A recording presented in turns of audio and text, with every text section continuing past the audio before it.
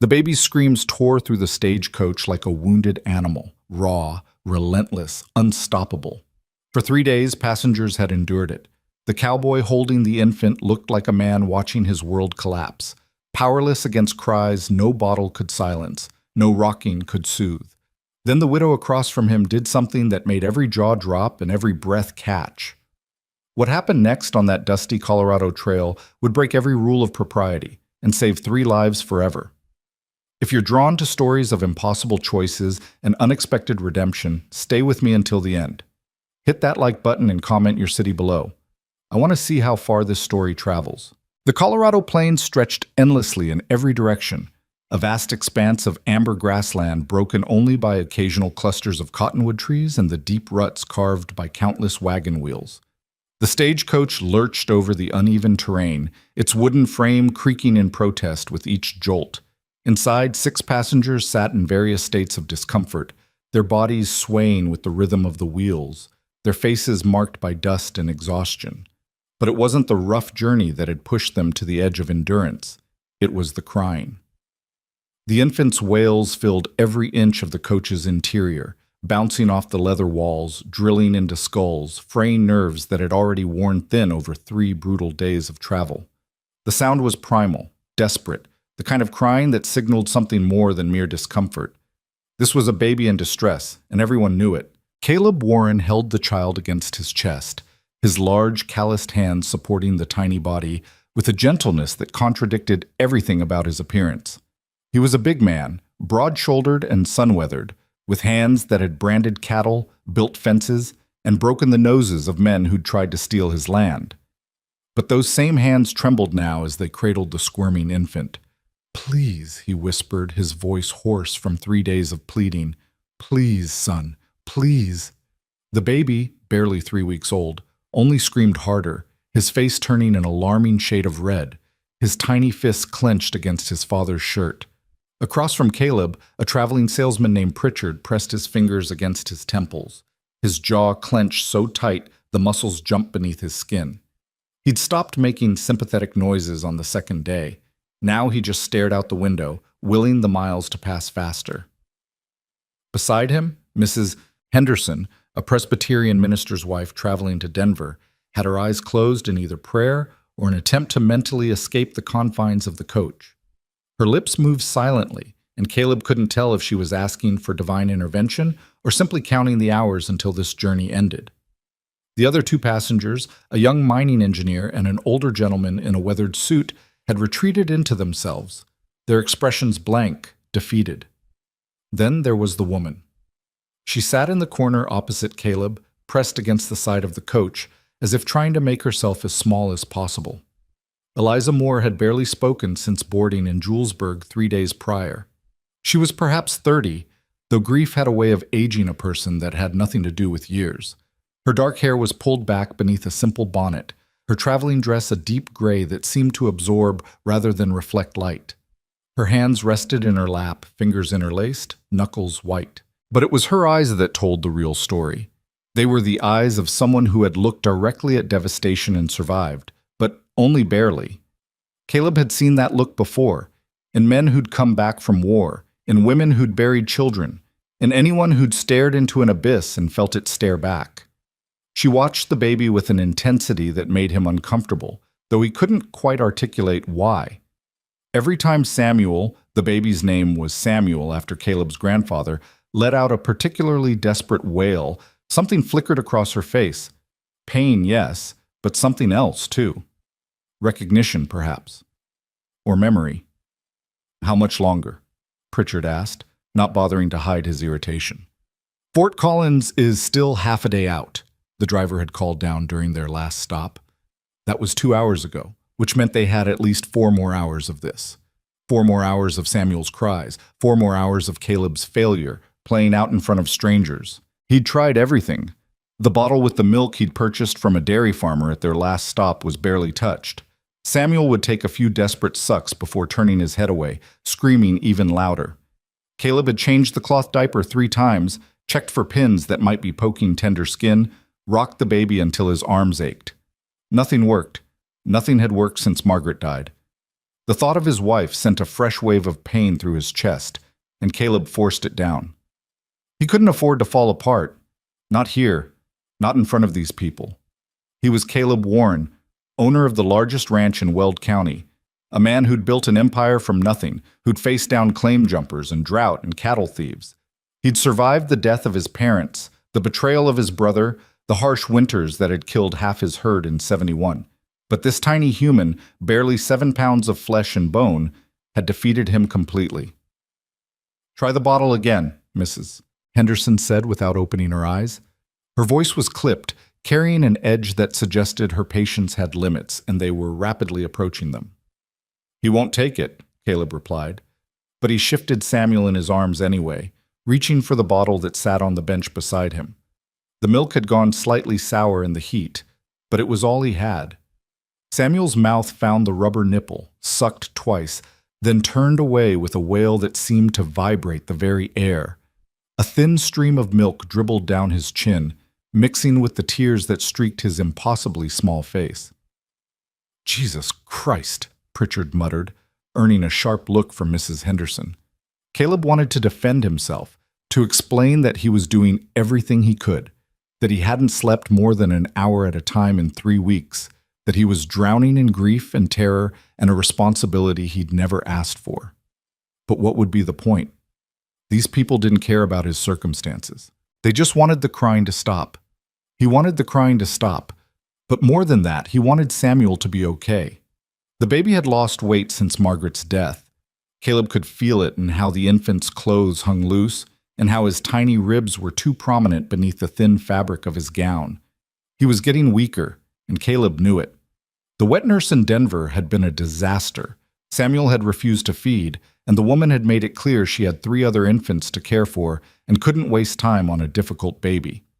So Caleb had taken him, along with a dozen bottles and instructions he couldn't follow, and started the journey back to his ranch outside Fort Collins. He thought the trip would be simple. 3 days by stagecoach, then home where his housekeeper could help, where he could find another wet nurse, where he could figure out how to keep this tiny, screaming piece of Margaret alive. But Samuel was fading, and everyone in this coach knew it. The baby's cries had changed over the past hour. They were weaker now, more desperate.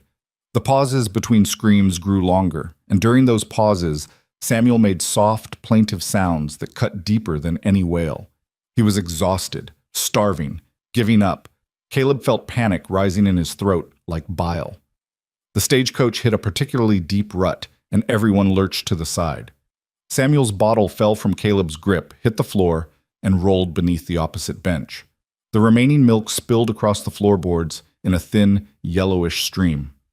"Damn it," Caleb breathed.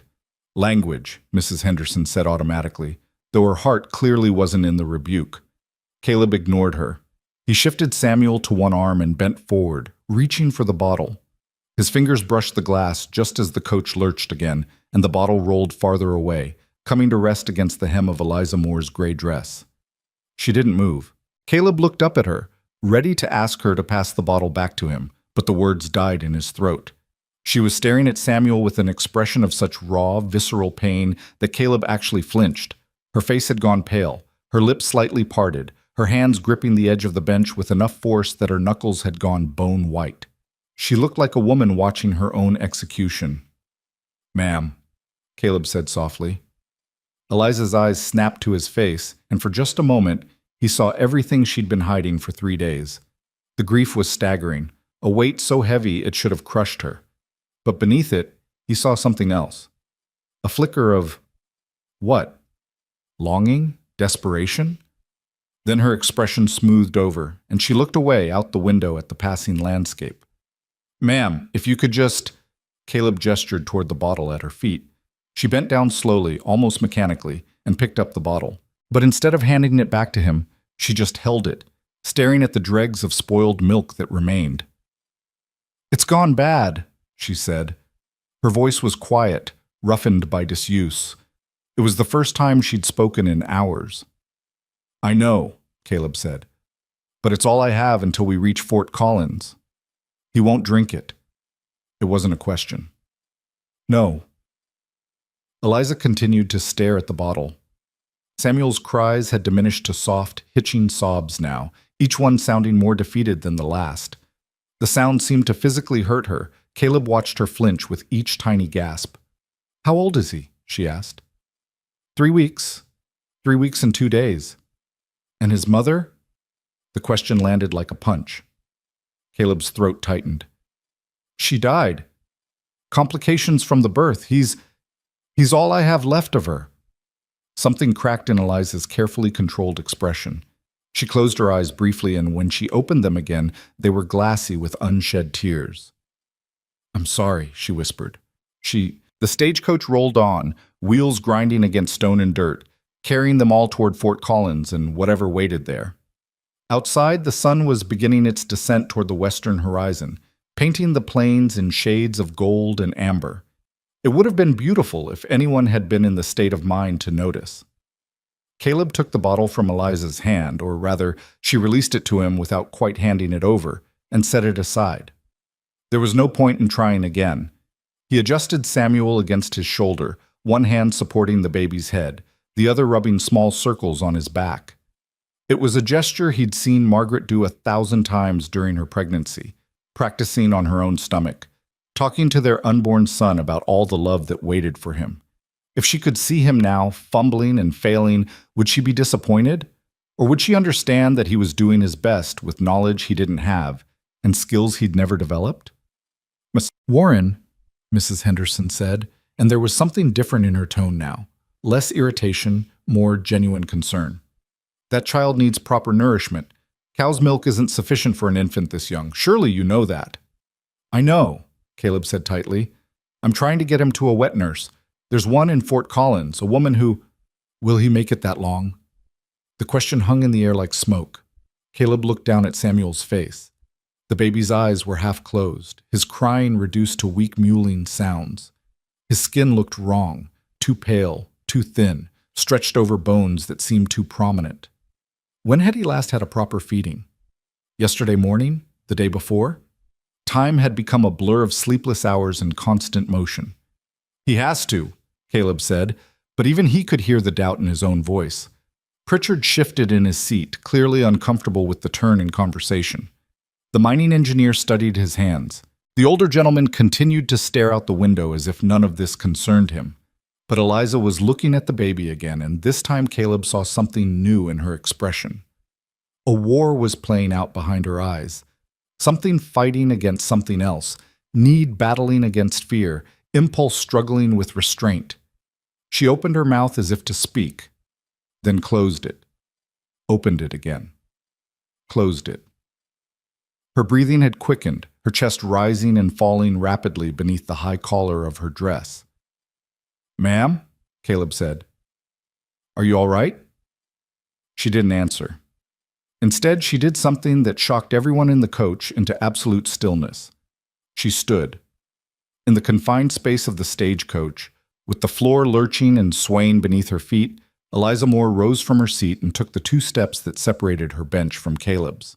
She stood directly in front of him, looking down at Samuel with an expression that mixed anguish with something that might have been determination. "Give him to me," she said. Caleb stared at her. "What?" "Give him to me," she repeated, and her voice was stronger now, clearer. "Please. I don't understand." Eliza's hands were shaking. She clasped them together in front of her body, then released them, then clasped them again. "I can help him, but you have to give him to me, and you have to trust me." Mrs. Henderson sat forward. "Now, just a minute. I can feed him," Eliza said, cutting her off. She wasn't looking at Mrs. Henderson. She was looking at Caleb, and in her eyes was a desperate plea that needed no words. "Properly. The way he needs. But we'll need privacy, and you cannot ask questions. Do you understand?" The implication hit Caleb like a physical blow. Around them, the other passengers began to understand as well. Mrs. Henderson's mouth fell open in shock. Pritchard turned bright red and suddenly became very interested in the coach's ceiling. The mining engineer coughed awkwardly. "You can't be serious," Mrs. Henderson breathed. That's completely inappropriate. Unseemly. You're not his mother, you're not his wet nurse, you're a stranger, and I buried my daughter 4 months ago, Eliza said, and her voice cut through Mrs. Henderson's objections like a knife. 4 months ago, I held her in my arms and felt her take her last breath. She was 6 weeks old, and my body— She paused, swallowed hard. My body hasn't forgotten how to feed a child. Silence crashed over the coach like a wave. Caleb looked down at Samuel, at the weak, pitiful sounds coming from his son's mouth, at the hollowness in his cheeks and the way his tiny fingers clutched weakly at air. He thought about Margaret's last words, whispered through cracked lips in a room that smelled of blood and death. Keep him safe. Please, Caleb. Promise me you'll keep him safe. He'd promised, and he was failing. What do you need? He asked. Mrs. Henderson made a sound of protest. Mr. Warren, you cannot possibly be considering— What do you need? Caleb repeated, looking at Eliza. The curtain, she said, nodding toward the leather shade that could be pulled down over the window. Privacy and silence. Just give me 20 minutes. Caleb stood carefully, cradling Samuel against his chest. The baby's crying had stopped entirely now, replaced by soft, gasping sounds that terrified him more than any scream. He looked at Eliza's face, at the grief and determination warring there, at the tears that had finally spilled over to track down her cheeks. Are you sure? He asked quietly, so only she could hear.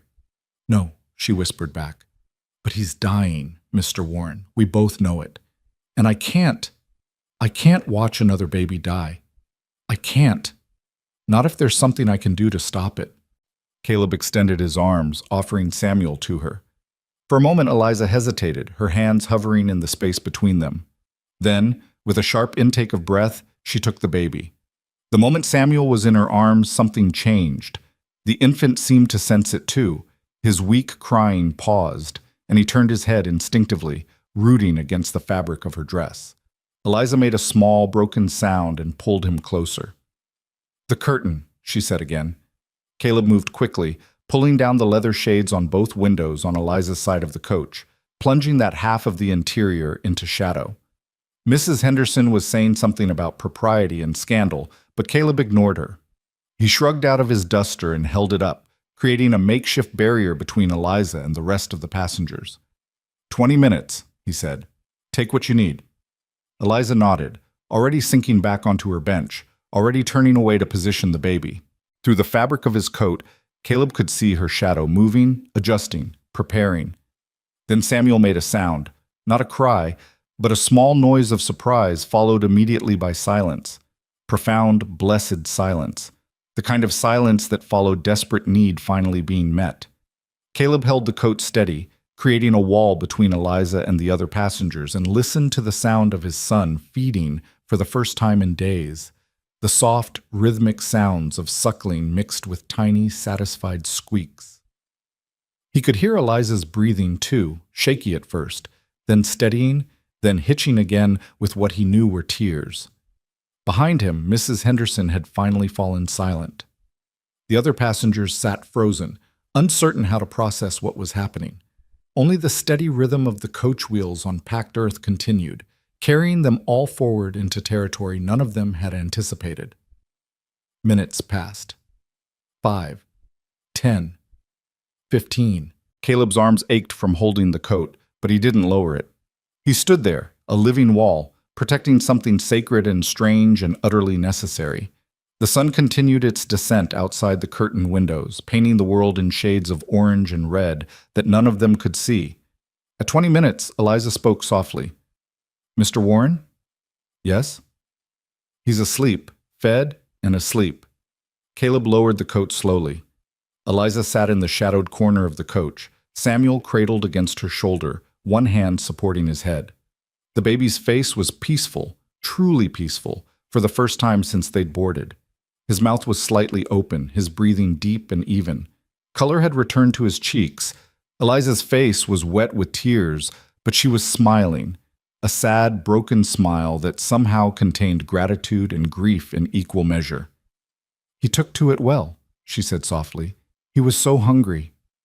I know, Caleb said. I know. I didn't know how to— It's not your fault. She looked down at Samuel, and her expression softened further. He's beautiful. He has your chin. Margaret's eyes, though. Yes, I can see that. Caleb sat down slowly on the bench across from her, his legs suddenly weak. The relief that flooded through him was so intense it was almost painful. Samuel was fed. Samuel was sleeping. Samuel was alive. And for the first time in 3 weeks, Caleb could breathe without feeling like his chest was being crushed. The other passengers had still not spoken. Mrs. Henderson was looking out the window, her expression inscrutable. Pritchard had pulled out a newspaper and was pretending to read it, though his eyes weren't moving. The other two had simply closed their eyes, either sleeping or pretending to sleep. Mrs. Moore, Caleb said quietly, I don't know how to thank you. Don't, Eliza replied. Please don't. I didn't do it for thanks. Then why? She was quiet for a long moment, just looking at the sleeping baby in her arms. When she finally spoke, her voice was barely above a whisper. Because he needed me. And She paused, swallowed. I needed to be needed. Just one more time. The stagecoach rolled on as the sun sank lower in the western sky. Inside, the silence that had been broken by Samuel's cries for 3 days was now broken by something else. A fragile, uncertain peace built on an act that broke every social convention but answered a desperate biological truth. Caleb watched Eliza hold his son, watched her rock him gently with movements that were clearly muscle memory from her own lost child, and felt something shift in his chest. Gratitude, yes. Relief, absolutely. But something else too. A recognition that his life had just changed in ways he couldn't yet understand. That this woman, this stranger with her own ocean of grief, had just become essential to his son's survival. And that when they reached Fort Collins in a few hours, he was going to have to make a choice that would either save Samuel's life or destroy what remained of Caleb's carefully controlled world. The sun touched the horizon, and the planes turned to fire. Inside the stagecoach, a baby slept peacefully for the first time in weeks. And 2 broken people sat in the gathering darkness, bound together by an act of mercy that had required everything from one of them and cost the other a piece of her soul she'd thought she'd lost forever. Outside, Fort Collins waited. Inside, the future was being written in ways none of them could predict. But for now, in this moment, there was silence. And sometimes, silence was everything. The stagecoach rolled into Fort Collins just as the last light drained from the western sky, leaving the town bathed in the purple blue of twilight. Lanterns flickered to life in windows along the main street, casting warm pools of yellow light onto the dusty thoroughfare. The driver pulled the team to a halt outside the Wells Fargo office, the horses snorting and stamping, glad to be done with the day's journey. Inside the coach, no one moved immediately. The past 4 hours had passed in a strange, suspended quiet, broken only by the rhythmic creaking of the wheels and Samuel's occasional soft sounds of contentment. Twice more, Eliza had fed him behind the makeshift curtain of Caleb's coat, and each time the baby had nursed eagerly before falling back into deep, peaceful sleep. Now, as the other passengers began gathering their belongings and preparing to disembark, Caleb found himself paralyzed by a choice he'd been avoiding for the last 100 miles. Eliza still held Samuel, who was awake now but calm, his dark eyes watching the shadows dance across the coach's ceiling. She had one hand beneath his head, the other resting protectively across his small body. In the dim light filtering through the coach's windows, she looked like a Madonna from one of those paintings Caleb had seen in a Denver gallery once, serene, sorrowful, impossibly beautiful in her grief. "Well," Mrs. Henderson said, breaking the silence as she adjusted her bonnet, "I certainly hope everyone here understands the importance of discretion regarding today's irregularities." She looked pointedly at each passenger in turn. "What occurred was highly unusual, but given the circumstances, I trust we can all agree to keep our observations to ourselves." Pritchard nodded quickly, clearly eager to put the whole uncomfortable situation behind him. "Haven't seen a thing worth mentioning, ma'am. Just a long, uneventful journey." The mining engineer and the older gentleman murmured similar agreements, already moving toward the door. Mrs. Henderson gave Eliza one last, complicated look, disapproval mixed with something that might have been grudging respect, before gathering her skirts and stepping down from the coach. Then it was just the 3 of them. Caleb cleared his throat. Mrs. Moore, You should take him, Eliza said quickly, extending Samuel toward him. You'll want to get him settled for the night. Caleb took his son carefully, cradling the baby against his chest. Samuel made a small sound of protest at being moved, but didn't cry. The difference from this morning was staggering. This was a content-fed infant, not the desperate, starving creature who'd screamed himself hoarse for 3 days. Where are you staying tonight? Caleb asked. Eliza gathered her small traveling bag and stood, smoothing her skirt with hands that weren't quite steady. The hotel, I suppose. The Colorado house, if they have rooms available. And then? She paused, one hand on the coach door. I have a ticket on tomorrow's stage to Denver.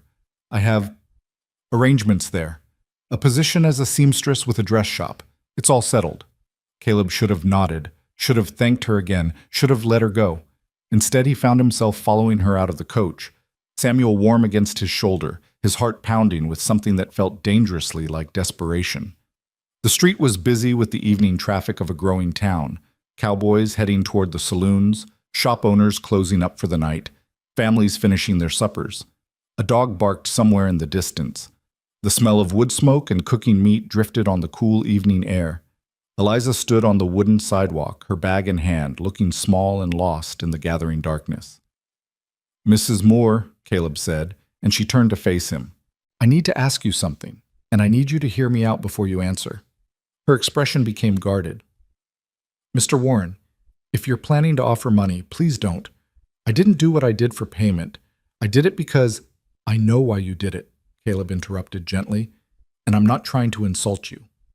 But I need you to understand something. He adjusted Samuel in his arms, buying himself a moment to find the right words. The wet nurse I was hoping to hire here in Fort Collins, I got a telegram 2 days before I left Denver. She moved to Cheyenne to be near her daughter. There isn't another one within 50 miles. Eliza's face paled slightly. Surely there must be someone. A woman with a young baby. Someone who could, maybe, probably even. But finding her will take time, and convincing her will take more time. And in the meanwhile, he looked down at Samuel, whose eyes were starting to close again, heavy with milk-drunk satisfaction. In the meanwhile, my son will be right back where he was this morning, starving, and I can't... Mrs. Moore, I cannot watch him die. I can't. What are you asking me? Caleb took a breath. This was it, the moment that would either save his son or make him sound like a madman. Come to my ranch, just for a few weeks, maybe a month. Give me time to find a proper wet nurse, someone permanent. I'll pay you fair wages, more than fair. You'll have your own room, complete privacy, no obligations beyond feeding Samuel when he needs it. And when I've found someone else, I'll personally escort you to Denver and make sure you get to your position safely. Eliza stared at him, her mouth slightly open, shock written clearly across her face. You want me to come live at your ranch? With you? A man I met 3 days ago? I know how it sounds. It sounds insane, she said, but there was no heat in her voice, just disbelief. Mr. Warren, I appreciate that you're in a difficult position, but you cannot possibly think that's an appropriate arrangement. What would people say? What would they think? I don't give a damn what people think, Caleb said, and was surprised by the vehemence in his own voice. My son is alive right now because of you. In all likelihood, he'd be dead if you hadn't done what you did on that coach. So no, I don't care about propriety or appearances or what the church ladies might whisper. I care about keeping Samuel alive. You have a housekeeper, you said. She can help with... She's 68 years old and has arthritis so bad she can barely hold a teacup, Caleb said. She's been with my family since I was a boy, and I wouldn't trade her for anything, but she can't feed an infant. You can. Eliza turned away, one hand pressed to her mouth. Caleb could see her shoulders shaking slightly, could see the war playing out in her posture, duty pulling one way, grief pulling another, need pulling a third direction entirely. I have a job waiting in Denver, she said quietly. A good job, respectable. I gave them my word I'd be there by the 1st of the month. I'll write to them. I'll explain the situation, ask them to hold the position. If they won't, I'll find you a better one. You can't promise that. I can try. She turned back to face him, and in the lamplight spilling from the nearest shop window, he He could see tears on her cheeks. Why me? You don't know anything about me. I could be anyone. I could be a criminal, a drunk, You're a mother who lost her child, Caleb said simply, and you just saved mine. That's all I need to know. For a long moment, they stood there in the cooling evening air, the sounds of Fort Collins flowing around them. Laughter from a nearby saloon, the distant ringing of a blacksmith's hammer, a woman calling her children in for the night. Samuel made a soft cooing sound, and Eliza's eyes were drawn to him immediately, her expression softening despite herself. 1 month, Caleb pressed. That's all I'm asking. Give me 1 month to find another solution. If I can't, we'll figure something else out. But please, Mrs. Moore, please don't get on that stage tomorrow. Eliza closed her eyes, and Caleb held his breath, watching her face. He was asking too much, he knew. Asking a grieving widow to step into a situation that could ruin her reputation. Asking her to feed another woman's child. Asking her to open wounds that were clearly still raw and bleeding. But he was also offering her something, wasn't he? A purpose, a reason to wake up in the morning. A baby who needed her in the most fundamental way a child could need a woman. When Eliza opened her eyes, she looked directly at Samuel, not at Caleb. What was your wife's name? She asked. Margaret. Margaret Ann Warren. And she knew? Before she died? She knew Samuel would need someone? Caleb's throat tightened. She made me promise to keep him safe. To find a way, whatever it took. Those were her last words. Eliza reached out slowly, hesitantly, and touched Samuel's cheek with one finger. The baby turned toward the touch instinctively, and she made a small, pained sound. My daughter's name was Rose, she whispered. Rose Elizabeth Moore. She had dark hair like her father, but my eyes, gray-blue, like storm clouds. Her finger traced the curve of Samuel's tiny ear. She was perfect, so perfect, and I couldn't save her. I'm sorry, Caleb said, and meant it with every fiber of his being. Fever took her. It came on so fast, and nothing I did made any difference. I tried everything, cool cloths, warm baths, every remedy anyone suggested, but she just got weaker and weaker, and then one morning Eliza's voice broke. She withdrew her hand and wrapped both arms around herself. I held her for hours afterward. I couldn't let go. My husband had to pry her out of my arms. Your husband died 2 weeks later. Influenza. Eliza's laugh was bitter, hollow. So I buried them both and sold everything we owned because I couldn't stand to be in that house for one more second. I bought a ticket to Denver because it was far away and I didn't know anyone there, and I thought maybe if I went somewhere where no one knew about Rose, I could pretend to be someone who hadn't lost everything. Caleb wanted to say something, anything, that would ease the raw agony in her words. But what comfort could he offer? He understood her grief too well, the suffocating weight of it, the way it colored everything, the desperate need to escape while knowing escape was impossible. I can't promise this won't hurt, he said finally. Feeding Samuel, caring for him while you're still mourning Rose. It might make everything worse. Or it might make it bearable, Eliza countered softly. For a little while at least, to be needed again, to matter to someone. You'd matter to him, to us. She looked at Caleb then, really looked at him, and he felt the intensity of that gaze like a physical thing. She was measuring him, he realized, trying to determine if he was trustworthy, if his desperation was making him dangerous, if stepping into his world would save her or destroy her. 1 month, she said finally. Relief flooded through Caleb so intensely he actually swayed. 1 month, he agreed quickly. Maybe less if I can find someone sooner. And you'll write to the dress shop in Denver, explain the situation. First thing tomorrow. And I'll have my own room, my own space. This arrangement is purely practical. Do you understand? Completely, Caleb said. Mrs. Moore, I'm not looking for anything beyond what you're willing to give. This is about Samuel, nothing more. She nodded slowly, though something flickered in her expression. Relief, maybe, or possibly disappointment. It was hard to tell. Then I suppose we have an agreement. Thank you, Caleb breathed. You have no idea what this means. I have some idea, Eliza said quietly. She looked down at her traveling bag, then back up at him. I assume we're not leaving for your ranch tonight? No, it's a 2-hour ride and the road isn't safe after dark. I've got rooms at the Colorado House. I'll get one for you as well, if that's acceptable. That's fine. They walked the 3 blocks to the hotel in silence, Caleb carrying Samuel in their bags, Eliza walking beside him with her arms wrapped around herself as if she were cold, though the evening was mild. The Colorado House was a 3-story building on the corner of Linden and Walnut, respectable but not fancy, clean but well-worn from the constant traffic of miners, ranchers, and travelers. The clerk at the desk was a young man with pomaded hair and an eager smile that faltered slightly when he saw Eliza. Caleb could practically see the questions forming in his mind. Who was this woman? What was her relationship to Caleb Warren? Why were they checking in together? 2 rooms, Caleb said firmly, cutting off any speculation. Best you've got. And send up a basin of warm water and some clean cloths to mine. The baby needs a bath. Of course, Mr. Warren, right away. The clerk's professionalism snapped back into place, and he turned to retrieve keys from the board behind him. Rooms 7 and 9 are available.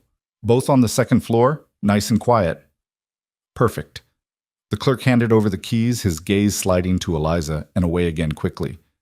Will you be wanting supper sent up? Kitchen's still open for another hour. Caleb looked at Eliza questioningly. She hesitated, then nodded. Please. Something simple. For both rooms? Yes, Caleb confirmed. And milk. Fresh, if you've got it. Still warm from the cow. The clerk made a note. I'll have it brought up within the half hour. The rooms were across the hall from each other, small but clean, each with a bed, a washstand, and a single chair by the window. Caleb got Eliza settled in room 9 first, setting her bag on the bed and making sure the lamp was working properly. I'll bring Samuel over when he needs to feed, he said, standing awkwardly in the doorway. Unless you'd rather I came to get you. Bring him to me, Eliza said. She'd removed her bonnet and was unpinning her hair, and Caleb caught a glimpse of how young she actually was beneath the weight of her grief. Early 30s at most, with fine features and hair that, when freed from its pins, fell past her shoulders in dark waves. It'll be easier that way, less conspicuous. Caleb nodded and crossed the hall to his own room, where he laid Samuel on the bed and began the process of changing the baby's diaper. His hands were steadier now than they'd been in weeks, the panic that had been his constant companion since Margaret's death finally easing its grip on his chest. Samuel watched him with those dark, serious eyes, Margaret's eyes, and Caleb felt emotion swell in his throat. Your mama would have known what to do, he told his son quietly, unfastening the soiled cloth and replacing it with a clean one. She'd have handled all of this so much better than I have.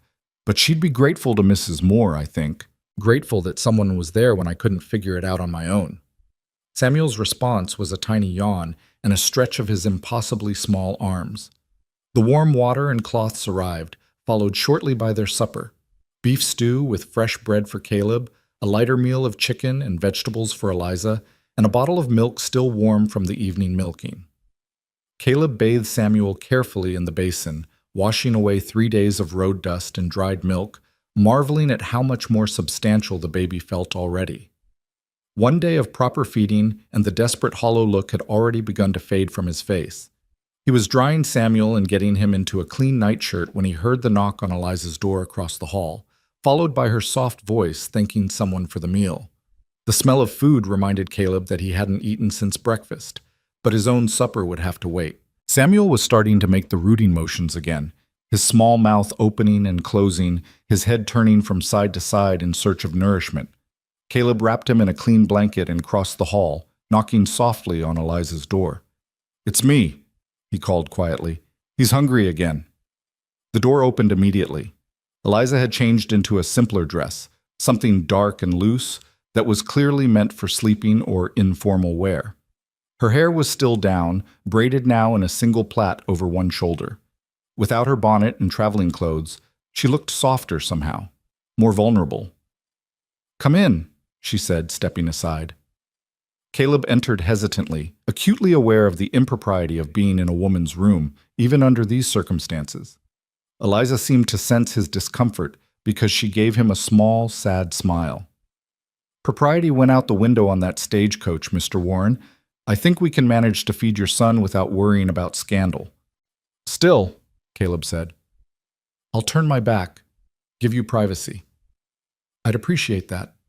He handed Samuel to her and turned to face the door while she settled into the chair by the window. He heard the rustle of fabric, Samuel's small sound of recognition, then the sudden silence as the baby began to nurse. For several minutes, the only sounds were the soft rhythmic noises of Samuel feeding and the distant sounds of Fort Collins settling in for the night. Horses moving in the street below, someone laughing in a nearby room, the creak of floorboards as other guests moved about. Mr. Warren? Eliza said finally. Yes? Why did you leave your ranch? If you don't mind my asking, you could have hired someone to go to Denver and find a wet nurse. Why make the journey yourself with a newborn? Caleb kept his eyes on the door. I needed to get out of that house. Every room, every corner, it was all Margaret. Her things, her plans for the nursery, her books still open to the pages she'd been reading. I couldn't breathe there. And Samuel was crying all the time, and I kept thinking maybe the problem was me. Maybe I was doing something wrong that a professional would know how to fix. But the wet nurse in Denver didn't work out. No, she tried, but Samuel wouldn't take to her, fought it every time. And she had other babies to care for, babies who actually wanted to feed from her. She told me I was wasting her time and mine. He paused. That's when I realized I couldn't trust this to anyone else. Whatever the solution was, I had to find it myself. And then you found me, Eliza said softly. Or you found us. I'm still not sure which. Does it matter? I suppose not. More silence, broken only by Samuel's contented sounds. Then Eliza spoke again, and her voice was thick with emotion. I prayed, you know, after Rose died. I prayed that if there was any purpose to it, any reason she had to die, that I would be able to find it, that her life wouldn't have been meaningless. Caleb turned halfway, forgetting his promise not to look, drawn by the raw pain in her words. Eliza was gazing down at Samuel, tears streaming down her face, but she was smiling too, a broken, beautiful smile full of grief and gratitude. I'm sorry, Caleb said. I didn't mean to make you... Don't apologize, she said fiercely. This is the first time in 4 months I've felt like I might survive this. Like there might be a reason to keep breathing, so don't apologize for giving me that. Caleb nodded, unable to speak past the lump in his throat. He turned back to the door, giving her the privacy she deserved, and waited while she finished feeding his son. When Samuel was done, Eliza called softly for Caleb to take him. The baby was milk-drunk and sleepy, his tiny body completely relaxed. Caleb held him close, feeling the steady beat of his son's heart against his chest. Thank you, he said to Eliza. You've said that enough times today, she replied, wiping her eyes with the back of her hand. Save your thanks for when the month is over and Samuel has found a permanent nurse. Still, I mean it. I know. Caleb carried Samuel back to his own room and settled the baby in the middle of the bed, surrounded by pillows to keep him from rolling. His own supper had gone cold, but he ate it anyway, suddenly ravenous. The stew was mediocre, the bread a bit stale, but it was the first meal he'd been able to eat without his stomach churning with anxiety in longer than he could remember. He washed up at the basin and changed into his nightshirt, then carefully arranged himself on the bed next to Samuel. The baby was already deeply asleep, his breathing soft and even, his small face peaceful in the lamplight. Caleb watched him for a long time. This tiny person who had already changed his life in ways he couldn't have imagined 3 weeks ago. He thought about Margaret, about the future they'd planned that would never come to pass. He thought about Eliza across the hall, crying while she fed another woman's child, finding purpose in an act that must have reopened every wound. And he thought about tomorrow, when they'd ride out to the ranch and begin this strange, necessary arrangement that broke every rule of propriety but might just save all 3 of them. Outside, the night deepened. Fort Collins grew quiet. And in room 7 of the Colorado house, a man and his infant son slept peacefully for the first time since the world had shattered around them. Across the hall, Eliza Moore sat by her window, looking out at the stars scattered across the Colorado sky, and allowed herself to imagine, just for a moment, that she might have something to offer the world beyond her grief. That maybe, just maybe, there was a path forward after all, even if it looked nothing like the one she'd planned. The morning sun was just beginning to paint the eastern sky pink when Caleb loaded the last of their bags into the wagon. Samuel was bundled in Eliza's arms, awake and alert, but blessedly quiet, his dark eyes taking in the unfamiliar sights of Fort Collins stirring to life. Shopkeepers were sweeping their stoops, a milk wagon rattled past, and somewhere nearby a rooster crowed with enthusiastic persistence. Eliza stood on the hotel steps watching Caleb work, her traveling cloak pulled tight against the morning chill. She'd slept poorly, waking every hour convinced she'd made a terrible mistake. That climbing into a wagon with a stranger and riding out to his isolated ranch was the kind of decision desperate people made right before their lives fell apart completely. But then she'd hear Samuel's soft cries through the wall, followed by Caleb's low voice trying to soothe him, and she'd remember why she'd agreed to this madness in the first place. The baby needed her, and she needed to be needed. "Ready?" Caleb asked, offering his hand to help her up onto the wagon seat. Eliza took his hand, noting the calluses and the strength in his grip as he steadied her. She settled onto the bench with Samuel cradled against her chest, arranging her skirts to make room for Caleb beside her. "It's about 2 hours to the ranch," he said, taking up the reins. "Road's decent this time of year, but it gets rough in places. Let me know if you need to stop." "I'll be fine." They rolled out of Fort Collins as the town woke fully around them, past the last scattered houses and into open country. The landscape here was different from the endless plains they'd crossed on the stagecoach, more varied, with rolling hills and clusters of pine trees, the Rocky Mountains rising in the distance like a serrated blue wall against the western sky. The air smelled of sage and grass, and the clean, thin quality that came with altitude. For the first hour, they rode in comfortable silence. Samuel dozed in Eliza's arms, waking occasionally to make small sounds before drifting off again. The wagon's rhythm was soothing, and despite her restless night, Eliza found herself relaxing incrementally, her shoulders dropping, her breathing deepening. "Tell me about your ranch," she said finally, needing to break the silence before her own thoughts grew too loud. Caleb kept his eyes on the road, but she saw a flicker of something cross his face. Pride, maybe. "It's called the Double W. Been in my family since my father staked the claim in '59. Started with nothing but a tent and 24 head of cattle. Now it's over 3,000 acres with nearly 500 head. That's impressive. My father built it. I just kept it running after he passed." Caleb shifted the reins to one hand, using the other to point toward a line of trees in the distance. "Creek runs through the property year-round. Good water, good grazing. We winter the cattle in the lower pastures and move them up to summer range come May." "How many people work for you?" 6 full-time hands, 2 seasonal workers during roundup and branding. There's a bunkhouse for them, separate from the main house. They keep to themselves mostly, especially after Margaret." He trailed off, his jaw tightening. Eliza waited, letting the silence stretch until he was ready to continue. "After she died, I told them to stay clear of the house, unless there was an emergency. I couldn't handle their sympathy, their awkward condolences, and with Samuel crying all the time, I just wanted to be left alone to figure it out." "And your housekeeper?" "Ruth. She'll be surprised to see you, but she'll be kind about it. She's been after me for weeks to find help with Samuel." Caleb glanced at Eliza, his expression uncertain. "I should probably warn you that people will talk. A widow living at a widower's ranch, no matter how proper the arrangement. Fort Collins isn't Denver. Word spreads fast out here." "Let them talk," Eliza said, surprising herself with the firmness in her voice. "I've spent the last 4 months worried about what people think, trying to be the grieving widow everyone expected me to be, wearing black, speaking softly, accepting casseroles and sympathy with a smile. I'm tired of it, Mr. Warren. If people want to gossip, that's their concern, not mine." A slow smile spread across Caleb's face, the first genuine one she'd seen from him. "You might fit in better out here than you think, Mrs. Moore." They crested a rise, and suddenly the ranch spread out before them in a shallow valley. A sturdy 2-story house with a wide porch, a large barn painted red, several outbuildings, and fenced pastures where cattle grazed in the morning sun. It was beautiful in a practical, working kind of way, clearly built to last through harsh winters and hotter summers. "Home," Caleb said simply. As they approached, Eliza could see a woman emerge from the house onto the porch, shading her eyes against the sun. Ruth, she assumed. Even from a distance, Eliza could see her surprise when she spotted the second passenger in the wagon.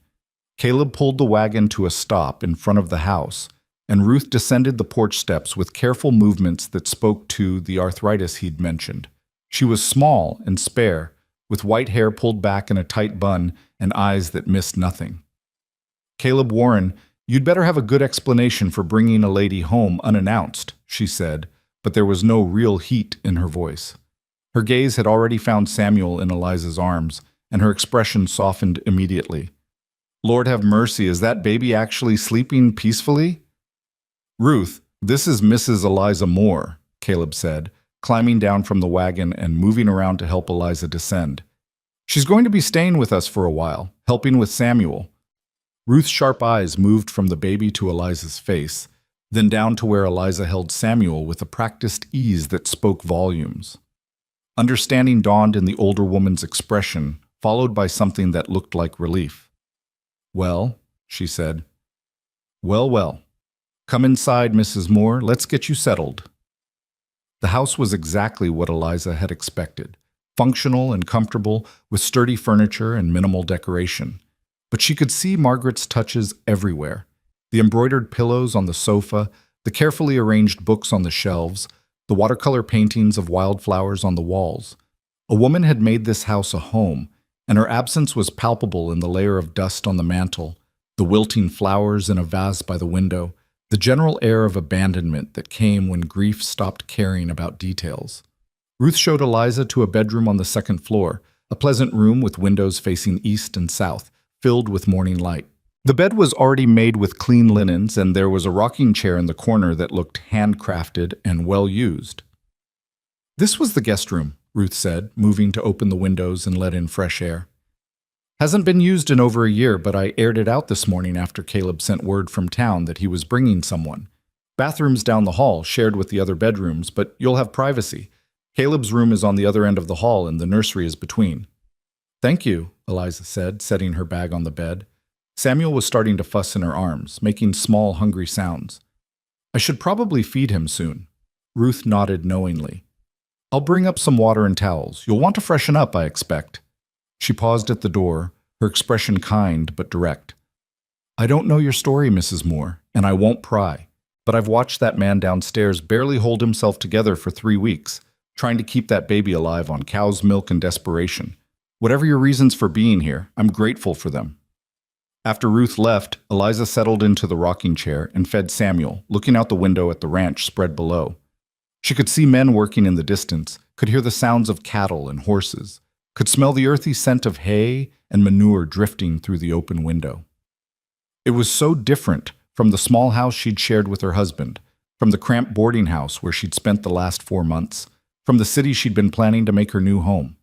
This was a working ranch, a place of constant motion and purpose. And for reasons she couldn't fully articulate, it felt less like an exile and more like a reprieve.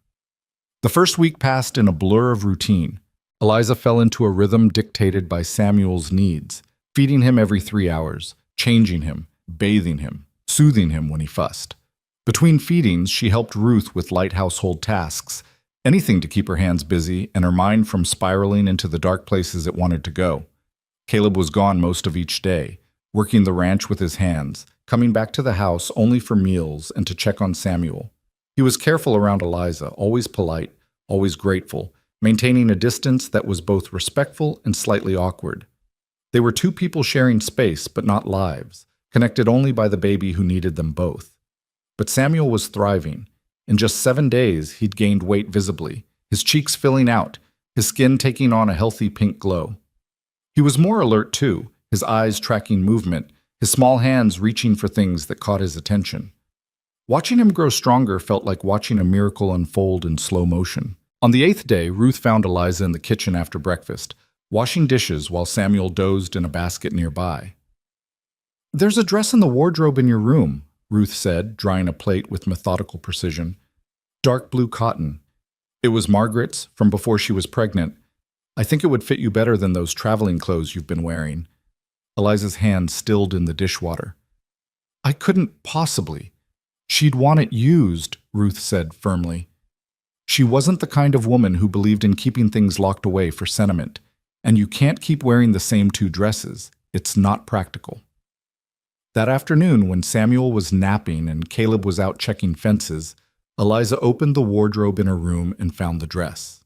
It was beautiful, simple but well made, with a fitted bodice and full skirt, the kind of dress a ranch wife would wear for church or special occasions.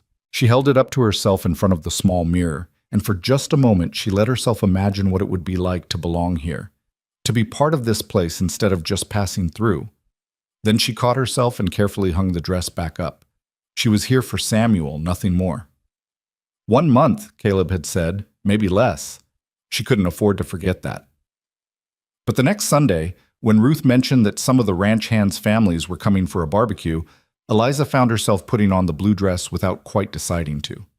It fit perfectly, as if it had been made for her, and when she came downstairs she saw Caleb freeze in the middle of the living room, his expression unreadable. "I'm sorry," Eliza said quickly. "Ruth said it was all right, but if it's too—" "You look lovely," Caleb said, and his voice was rough with something that might have been grief or might have been something else entirely. Margaret would be glad to see it worn again. The barbecue was awkward at first. The ranch hands and their wives were curious about Eliza, their questions polite but probing. Who was she? Where was she from? How long was she staying? Eliza deflected as best she could, offering vague answers about helping with the baby, about needing work, about temporary arrangements. But then one of the wives, a young woman named Sarah with a toddler on her hip, and another baby due any day, asked if she could hold Samuel. Eliza handed him over reluctantly, watching as Sarah cooed at the baby, as the other women gathered around to admire him. "He's beautiful," Sarah said, "and so healthy. Caleb must be doing something right." "Mrs. Moore's been helping," Caleb said from where he stood by the grill, turning steaks with careful attention. "She's made all the difference." The women's eyes swung to Eliza with new interest and understanding. She felt heat rise in her cheeks but met their gazes steadily. Let them think what they wanted. She had nothing to be ashamed of. "Well, we're just glad to see this little one thriving," one of the older wives said diplomatically. "It's been hard on all of us, watching Caleb struggle." The conversation moved on to safer topics. Weather, cattle prices, whose garden was doing best this year. But Eliza felt the weight of their assessment, the way they were measuring her against Margaret's ghost, deciding whether she was worthy of the space she occupied. As the sun set and the families began packing up to leave, Sarah approached Eliza one more time, San's toddler, who was being wrestled into a wagon by her husband. "I just wanted to say," Sarah began, her voice low so others wouldn't hear, "that what you're doing is kind. However you came to be here, whatever the arrangement is, that baby needed help, and you gave it. Some of these women will gossip, but don't let it bother you. You're doing a good thing." "Thank you," Eliza said, surprised by how much the words meant. The days continued to pass, each one blurring into the next in a way that was both comforting and disconcerting. Eliza had expected to feel like an outsider, like a temporary interloper in someone else's life. But instead, she found herself settling in, learning the rhythms of the ranch, memorizing which floorboards creaked and which windows stuck, where Ruth kept the good china, and how Caleb took his coffee. She learned other things, too, that Caleb was up every morning before dawn, no matter how late he'd been up with Samuel the night before. That he hummed when he thought no one was listening, tuneless but content. That he had a scar on his left hand from a cattle brand that had slipped when he was 16, and another on his shoulder from a fall off a horse at 22. That he read poetry sometimes, late at night, collections by Whitman and Dickinson that had belonged to Margaret. That he was lonely in a way that went deeper than grief. 3 weeks into her stay, Eliza was sitting on the porch in the evening twilight, Samuel asleep against her shoulder, when Caleb joined her. He'd bathed and changed after a long day of work, and he smelled of soap and leather and the faint tang of wood smoke. "Mind if I sit?" he asked. "It's your porch." He settled into the chair beside her with a sigh that spoke of bone-deep exhaustion. For a few minutes they sat in companionable silence, watching the last light fade from the western sky, listening to the sounds of the ranch settling in for the night. "I've been making inquiries," Caleb said finally, "about a wet nurse." There's a woman in Loveland who might be willing to take on another baby. I'm supposed to meet with her next week. Something cold settled in Eliza's stomach. That's good. That's what we agreed. Yes. More silence, heavier this time. You've been here almost a month, Caleb continued. I know you must be eager to get on with your plans. Get to Denver, start your new position. I wrote to the dress shop, Eliza said. Explained the situation. They said they'd hold the position another 2 weeks, but after that, they'd need to hire someone else. I'm sorry. I know this has derailed your life. Don't be sorry. Eliza looked down at Samuel's sleeping face, at the tiny perfection of him. It's been good for me. Being useful again. Having a reason to wake up in the morning. Still, it can't be easy being away from your own plans, your own future. Eliza wanted to tell him that she'd stopped thinking of Denver as her future somewhere around the second week, that the dress shop position felt like something she'd planned in another lifetime, for a different version of herself who'd believed that running away from grief could actually work. But she didn't know how to say those things without revealing too much, without admitting that she'd started to feel at home here in a way that terrified her. Samuel's lucky to have you as his father, she said instead. You're trying so hard to do right by him. Margaret would be proud. Caleb's jaw tightened, and he looked away. Margaret deserved better than me. Deserved a husband who could have saved her, who could have... Don't, Eliza said sharply. Don't do that to yourself. I know what that spiral looks like, Mr. Warren. I've been living in it for 4 months. The what-ifs and the if-onlys and the endless replay of every decision, wondering if there was something different you could have done. But there wasn't. Some things are just beyond our control, and torturing yourself won't change that. He looked at her then, really looked at her, and she saw recognition in his eyes. They were both survivors of losses they couldn't prevent, both trying to figure out how to keep living when the people they loved most were gone. How do you do it? He asked quietly. How do you keep going? Honestly, I don't know that I was before I met you and Samuel. I was just existing, going through motions. But this... She gestured at the baby in her arms, at the ranch around them. This gives me something to focus on beyond my own pain. Maybe that's selfish. Maybe I'm using Samuel to avoid dealing with losing Rose. But it's working, and for now, that's enough. Caleb nodded slowly. I don't think it's selfish. I think it's survival. They sat together as full darkness fell and stars began to appear overhead, the vast Colorado sky opening up like a cathedral. Eliza felt something shift between them, some wall coming down, some understanding being reached without words. They were partners in grief and survival, two broken people holding each other up through proximity and necessity. It was enough. It had to be enough. But then, on the morning of Eliza's 28th day at the ranch, everything changed. She was in the kitchen helping Ruth prepare lunch when they heard the sound of a horse approaching at speed. Caleb was out in the north pasture, so Eliza moved to the window to see who was coming. A man dismounted in the yard, tall and lean, with dark hair and a face that was achingly, devastatingly familiar. The bowl Eliza was holding slipped from her fingers and shattered on the floor. Thomas, she breathed. Ruth was at her side immediately. You know him? That's my husband's brother, Eliza said, her voice hollow with shock. What is he doing here? She didn't wait for an answer. She was out the door and across the porch before she could think better of it, before fear or common sense could stop her.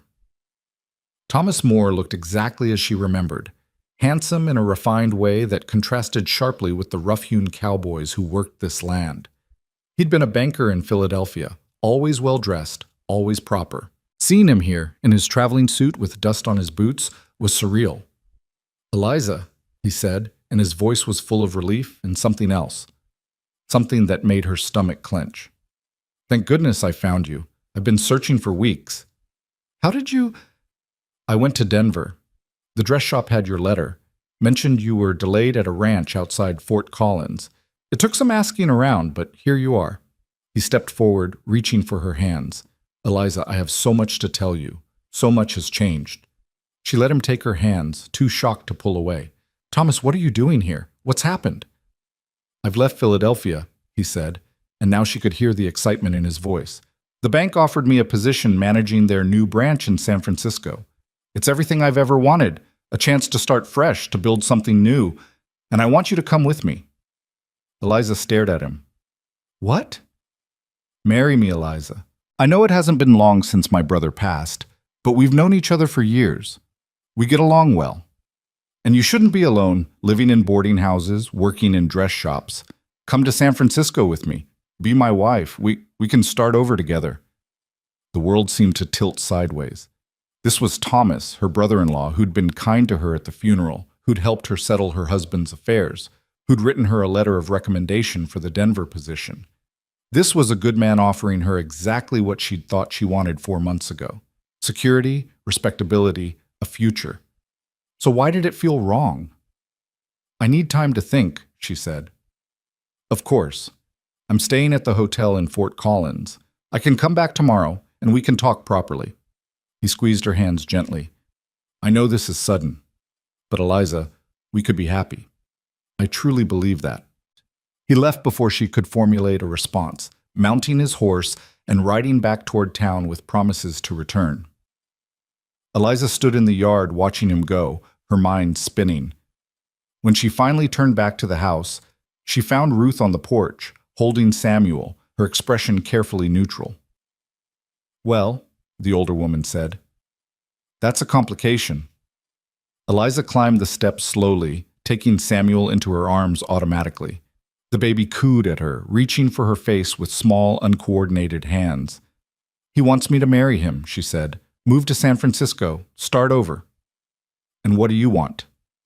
That was the question, wasn't it? What did she want? A month ago, she would have said she wanted to escape her grief, to build a new life somewhere no one knew her story. Thomas's offer was exactly that: a clean slate, a respectable marriage, financial security. But that was before she'd fed Samuel in a stagecoach while strangers looked away in scandal, before she'd spent weeks learning the rhythms of this ranch, finding purpose in the weight of a baby in her arms, discovering that maybe grief could coexist with moments of unexpected peace, before she'd started to feel like she belonged somewhere again. "I don't know," Eliza whispered, looking down at Samuel's perfect face. "I honestly don't know." Ruth took Samuel from Eliza's arms without asking, her weathered hands steady and sure. "You're shaking," she said simply. "Go sit down before you fall down." Eliza let herself be guided into the house, into the kitchen where the shattered bowl still lay in pieces on the floor. She sank into a chair at the table while Ruth settled Samuel into his basket, then set about sweeping up the broken ceramic with practiced efficiency. "How long were you married to his brother?" Ruth asked, her tone conversational, as if they were discussing the weather rather than a proposal that had just upended everything. 4 years. We met when I was 24, married 6 months later." "Did you love him?" The question was so direct it startled Eliza into honesty. "I thought I did. He was kind, stable, everything my mother said I should want in a husband, and after we married I grew to care for him deeply. But love?" She paused, searching for the right words. "I don't know if I ever really understood what that meant until Rose was born. Then I loved someone so completely it terrified me." Ruth dumped the ceramic shards into the waste bin and put the broom away. "And the brother? Thomas?" "He was always kind to me. After my husband died, he helped with everything: the funeral arrangements, selling the house, settling debts. He wrote me that letter of recommendation for Denver without my even asking. But you never thought of him as anything more than family." "No, never." Ruth sat down across from Eliza, her sharp eyes assessing. "So this proposal comes out of nowhere. A man you haven't seen in 4 months suddenly rides out here asking you to marry him and move across the country. He said he has a position in San Francisco, that we could start fresh together." "Starting fresh," Ruth repeated, and there was something knowing in her tone. "That what you want, Mrs. Moore? To run away from your grief by pretending to be someone else somewhere else?" Eliza opened her mouth to defend herself, then closed it. Because wasn't that exactly what she'd been planning 4 months ago when she bought that ticket to Denver? To reinvent herself in a place where no one knew about Rose, where she could pretend to be a woman who hadn't lost everything? "I don't know what I want anymore," she admitted. "That's a start," Ruth said. "At least you're being honest about it." The sound of boots on the porch announced Caleb's return. He came through the door, still dusty from work, pulling off his hat, his face lighting up when he saw Samuel awake and content in his basket. Then he noticed Eliza's expression, and concern replaced the momentary joy. "What's wrong? Is Samuel all right?" "Samuel's fine," Ruth said before Eliza could answer. But Mrs. Moore had a visitor. Her brother-in-law came calling from Philadelphia. Caleb's eyes moved to Eliza, searching her face. "Is everything all right? Your family? Everyone's fine," Eliza said quickly. "He came because—" She faltered, unsure how to explain, what words to use. "He has a position in San Francisco, a bank manager, and he asked me to marry him and go with him." The silence that followed was deafening. Caleb stood frozen in the doorway, his hat crushed in his hands, his face carefully blank, in the way people's faces went blank when they were trying not to show emotion. "I see," he said finally. That's quite an opportunity." "Is it?" Eliza asked, surprised by the sharpness in her own voice. "Financial security, respectability, a fresh start in a new city. That's what you wanted, isn't it, when you bought that ticket to Denver?" "I thought it was." "And now?" Eliza stood abruptly, needing to move, needing to do something with the nervous energy coursing through her. "Now I don't know. He's coming back tomorrow for my answer, and I have no idea what to tell him." Caleb set his hat on the hook by the door with deliberate care. "Do you love him?" "No." "Does he love you?" "I don't think so. I think he's lonely, and I'm familiar, and he wants to do the honorable thing by his brother's widow." "And would that be enough for you?" Caleb's voice was quiet, but there was something underneath it, something raw and urgent that made Eliza's heart beat faster. A marriage of convenience? Companionship without passion? "I had passion once," Eliza said, though even as the words left her mouth, she knew they weren't quite true. "With my husband, with Rose. And it destroyed me when I lost them. Maybe convenience would be safer." "Safer," Caleb repeated, and now there was definitely something in his voice, anger maybe, or frustration. "You want to spend the rest of your life playing it safe? Don't I deserve safety after everything I've lost?" "You deserve happiness. You deserve to build a life instead of hiding from one." Eliza turned to face him fully, her own frustration rising to meet his.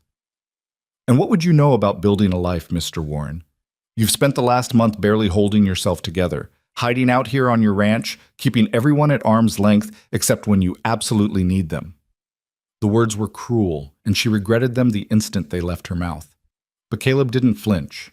Instead, he took a step closer, his eyes locked on hers. "You're right," he said. "I have been hiding. But you've been doing the same thing, pretending that feeding my son is somehow filling the hole Rose left.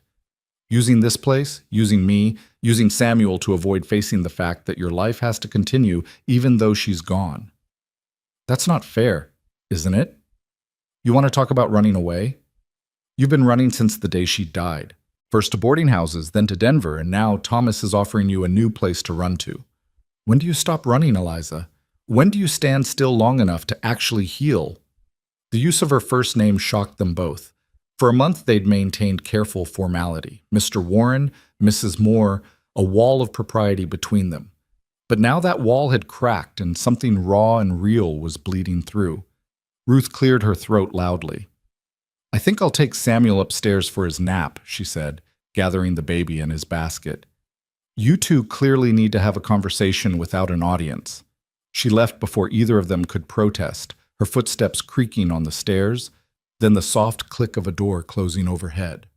Eliza and Caleb stood in the kitchen, 3 feet of space between them that felt both too much and not enough.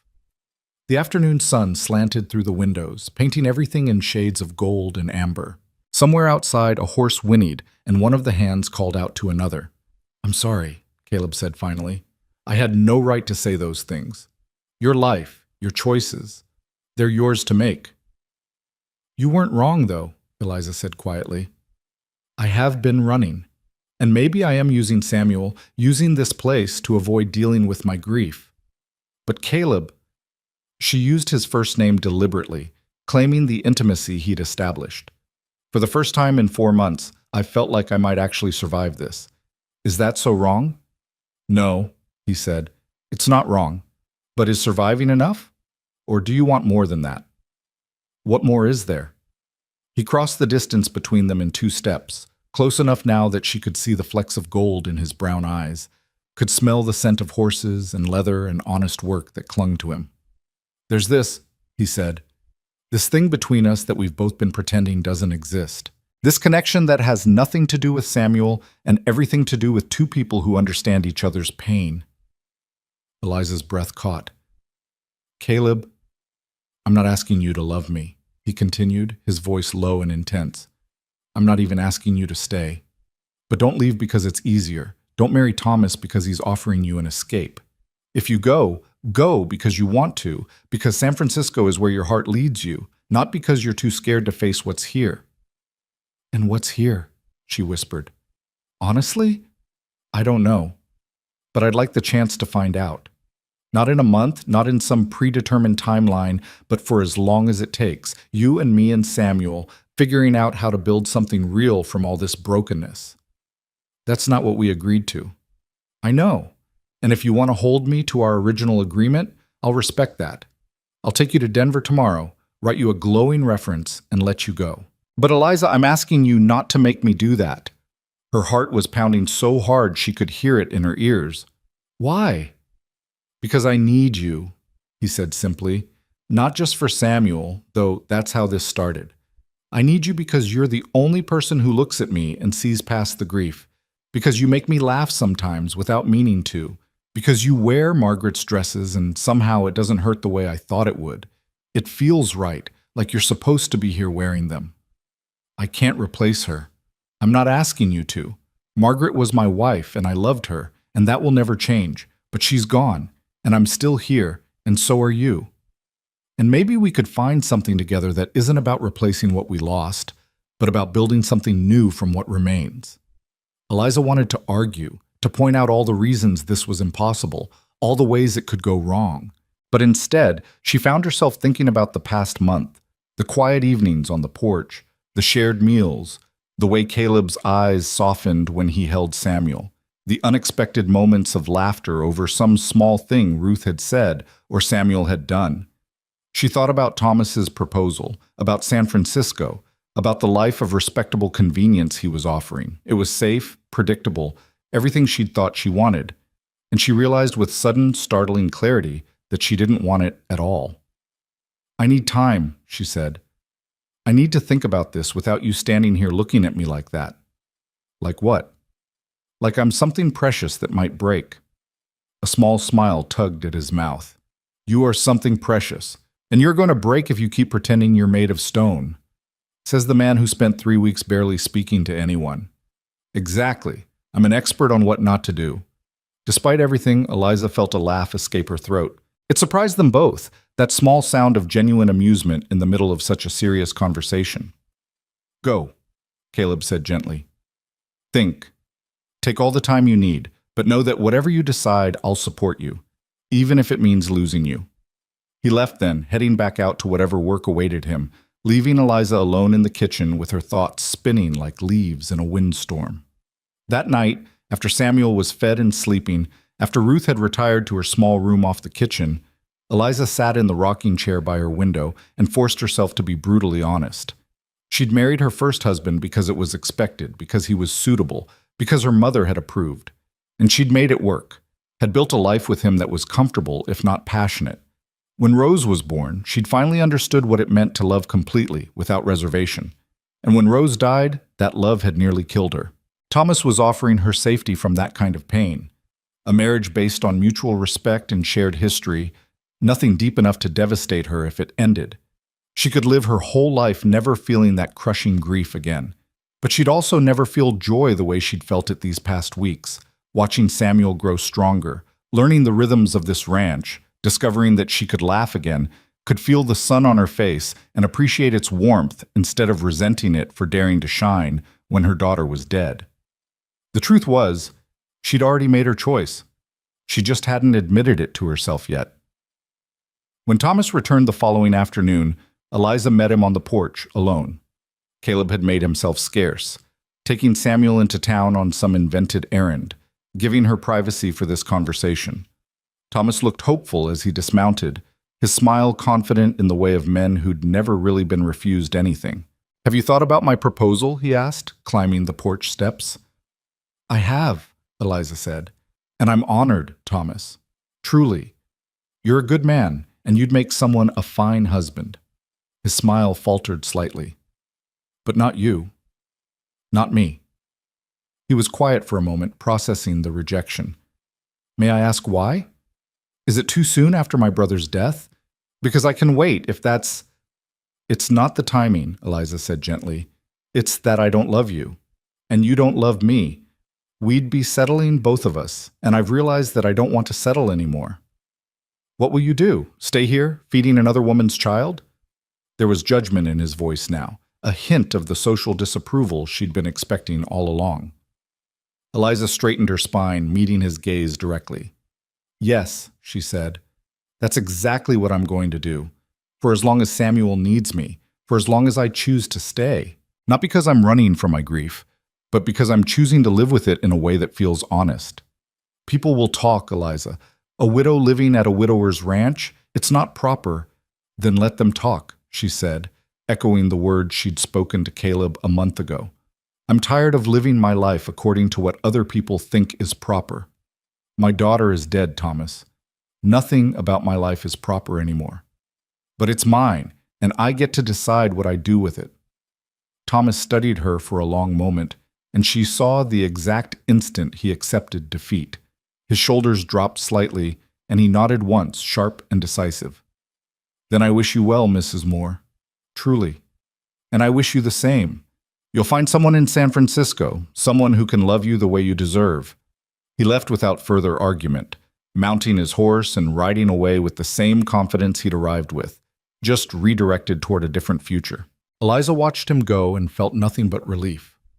When Caleb returned an hour later with Samuel fussing in his arms, he found Eliza in the kitchen helping Ruth prepare supper. "He's hungry," Caleb said, stating the obvious. "Then I'll feed him," Eliza replied, wiping her hands on her apron and reaching for the baby. "And Thomas?" "Gone. Back to Philadelphia first, then on to San Francisco." Caleb's face remained carefully neutral. "And you?" Eliza settled into the rocking chair by the stove, Samuel already rooting eagerly against her. "I'm exactly where I want to be." She saw the tension drain from Caleb's shoulders, saw something that looked like hope kindle in his eyes. But he didn't push, didn't ask for clarification or promises. He just nodded and went to wash up for supper, leaving Eliza and Ruth exchanging a knowing glance. "That was quite a choice you made," Ruth said, peeling potatoes with steady hands. "It was the only choice that made sense," Eliza replied. "And when people start talking, when the gossip gets ugly, then we'll deal with it, together." The word hung in the air, full of implication and promise. Together. Not temporarily, not until they found another solution, but together as a conscious choice, a deliberate building of something new. That evening, after supper was cleared and Samuel was bathed and fed and sleeping peacefully in his cradle, Eliza and Caleb found themselves on the porch again, watching the sun set over the mountains. "I meant what I said yesterday," Caleb said quietly. "I'm not asking you to replace Margaret. I'm not even asking you to love me." "What are you asking then?"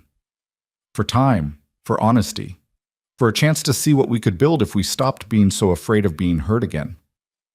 Eliza thought about that, about the invitation implicit in his words. Not a proposal, not a promise, but an opening. A door left ajar, waiting to see if she'd walk through. "I can't promise I'll be easy," she said. "I have bad days, days where the grief is so heavy I can barely breathe. Days where I see Rose and everything and nothing feels worth the effort." "I know," Caleb said. "I have those days too. And I still miss her. I'll always miss her. I'll always miss Margaret." They sat with that truth between them, two people carrying losses that would never fully heal, choosing to carry them together instead of separately. "I'm staying," Eliza said, making it official. "Not for a month, not until you find someone else.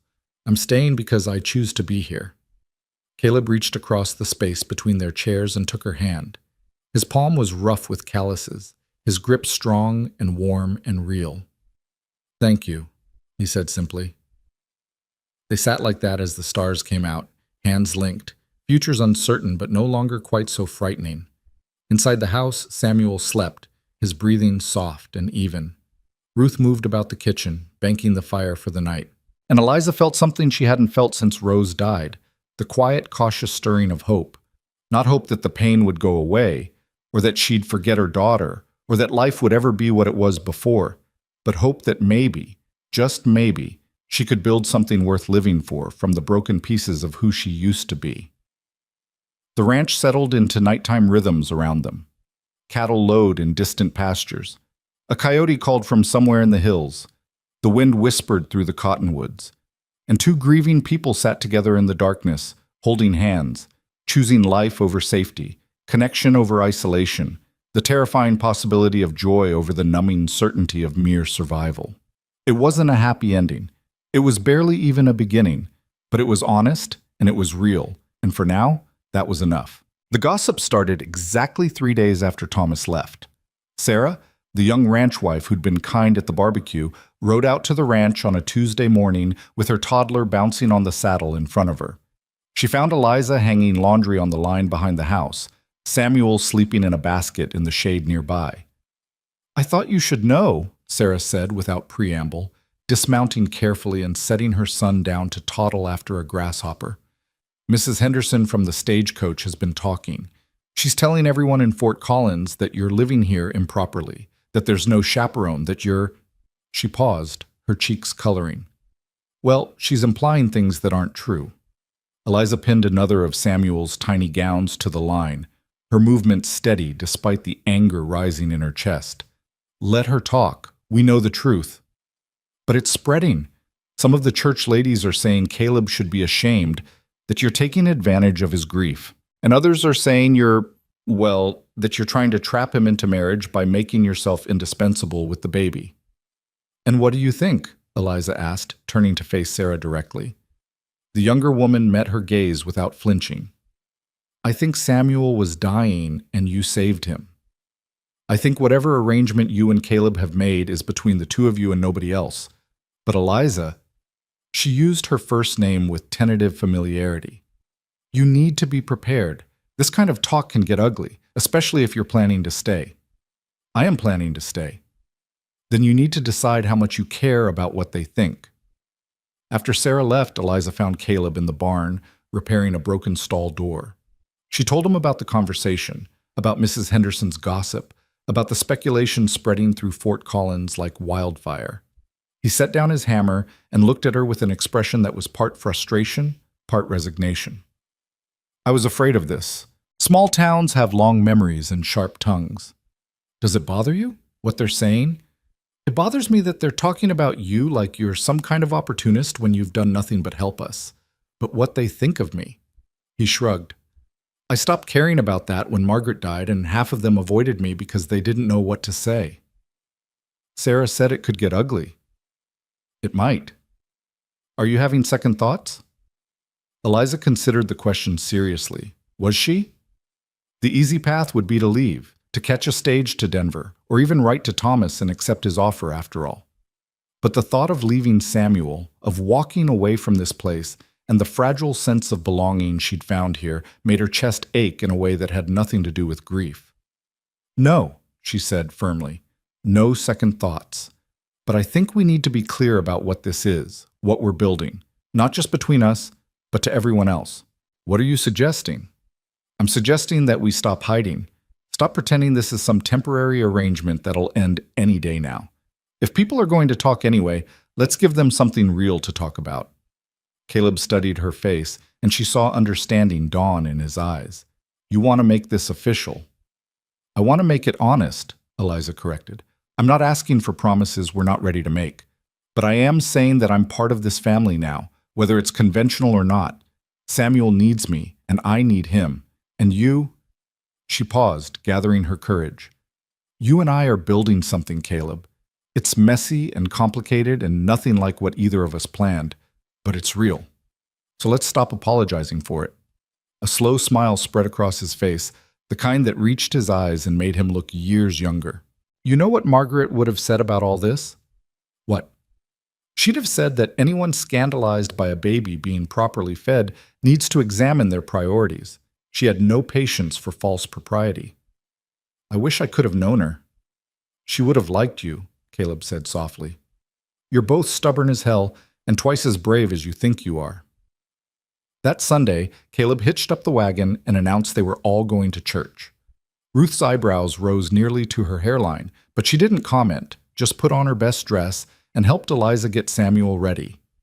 The church in Fort Collins was a simple white structure with a tall steeple and windows that let in streams of golden morning light. When Caleb's wagon pulled up, Eliza could see heads turning, could feel the weight of curious and judgmental stares as they climbed down. Caleb offered Eliza his arm with deliberate formality, and she took it, holding Samuel against her shoulder with her free hand. They walked into that church together, heads high, and took a pew in the middle of the congregation where everyone could see them.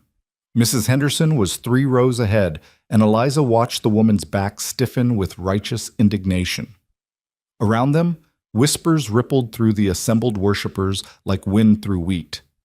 But Sarah was there too, with her husband and toddler, and she caught Eliza's eye and smiled. One of the ranch hands and his wife nodded respectfully. And old Mr. Patterson, who owned the feed store in town, gave Caleb a subtle thumbs up that made Eliza want to laugh. The sermon was about forgiveness and judgment, and Eliza couldn't tell if the minister had chosen the topic deliberately or if it was simply fortuitous timing. Either way, she felt several people squirm uncomfortably as he spoke about casting stones and examining one's own heart before condemning others. After the service, as they filed out into the sunshine, Mrs. Henderson made a point of walking past without acknowledgement, but several other people stopped to greet them, to admire Samuel, to make polite conversation that was clearly their way of signaling acceptance. That took courage, Ruth said on the ride home. Coming here today, facing them all down. Or stupidity, Caleb replied, but he was smiling. Sometimes the line between the two is thinner than we think, Eliza said, and felt Ruth's approving pat on her shoulder. The weeks that followed settled into a new rhythm, one that felt less like waiting for something to end and more like building something that would last. Eliza stopped sleeping in the guest room and instead took over the nursery adjoining Samuel's room so she could hear him when he woke at night. It was practical, she told herself, nothing scandalous about a woman sleeping near the baby she cared for. But she knew, and Caleb knew, and probably Ruth knew too, that it was also a statement. This was her place now, in the heart of the household, not tucked away as a temporary guest. Samuel thrived under her care. By 2 months old, he was smiling at the sound of her voice, tracking her movements across a room, reaching for her with increasing coordination. He was a happy baby now, so different from the desperate, starving infant on that stagecoach that Eliza sometimes had trouble reconciling them as the same child. One evening in early autumn, when Samuel was 3 months old, Eliza and Caleb sat on the porch, as had become their habit. The air was crisp with the promise of winter, and the aspens on the mountainside had turned to gold. I've been thinking, Caleb said, his voice careful in the way it got when he was about to say something important, about the future, about what happens when Samuel doesn't need you quite so much. Eliza's heart clenched. Are you asking me to leave? What? No. He turned to face her, genuine surprise on his face. That's not what Eliza, I'm asking what you want beyond feeding Samuel. You've built a life here, but it's centered around him. What happens as he gets older? What do you want for yourself? The question caught her off guard. She'd been so focused on survival, on getting through each day, that she hadn't thought much about larger aspirations. I don't know, she admitted. Before Rose, I used to sew. I was good at it, made all my own clothes, took in alterations for neighbors. I thought about opening a dress shop once, but my husband said it wasn't necessary. Would you want to do that now? We could build you a workshop in one of the outbuildings, get you a good sewing machine. You could take commissions from the ladies in town. You'd do that? Eliza, I want you to have a life here that's yours, not just as Samuel's nurse, but as yourself. Whatever that looks like. She felt tears prick her eyes. I might want that. A place to create things, to be useful in a different way. Then we'll make it happen. They were quiet for a moment, and then Caleb spoke again, his voice lower this time. There's something else I've been thinking about. What's that? Us. what we are to each other. Eliza's pulse quickened. We're friends, partners in raising Samuel. Are we? He shifted in his chair to face her fully. Because it feels like more than that to me. Has for a while now. Caleb, I know it's complicated. I know we're both still grieving, that neither of us planned for this. But Eliza, when I think about the future, about this ranch, about Samuel growing up, you're in every version of it I can imagine. Not as an employee or a temporary arrangement, but as someone who belongs here. Who belongs with me. She couldn't breathe. What are you saying?